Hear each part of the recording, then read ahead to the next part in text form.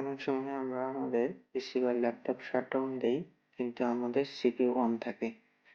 অর্থাৎ পিসি বা laptop shutdown হলেও সিপিইউ অফ হয় না, ফলে সিপিইউ এর আপটাইম অনেক বেড়ে যায়। কিভাবে পিসি বা ল্যাপটপ শাটডাউন দিলে সিপিইউ সহ অফ হবে তা এই ভিডিওতে দেখানো হবে। Welcome everyone to the FixByte BD channel. If you are new to my channel, subscribe now and stay with us. প্রথমে আমরা সার্চ অপশনে গিয়ে কন্ট্রোল প্যানেল খুঁজে বের করে নেব। এরপর আমাদেরকে ওয়াল কন্ট্রোল প্যানেল আইটেমে নিয়ে যাবে। এখানে গিয়ে আমরা সার্চ অপশনে লিখব পাওয়ার। এরপর আমাদের সামনে পাওয়ার অপশনটি চলে আসবে, আমরা সেটাতে ক্লিক করব।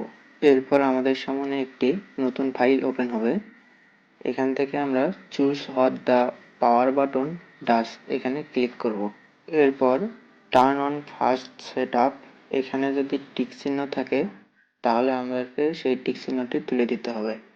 এর জন্য আমাদেরকে change setting that are currently unavailable এই অপশনে ক্লিক করব। তারপর এখান থেকে টার্ন অন ফার্স্ট সেটআপ এখানে টিক চিহ্ন থাকলে সেই টিক চিহ্নটি তুলে দেব। এরপর সেভ চেঞ্জ এখানে ক্লিক করব।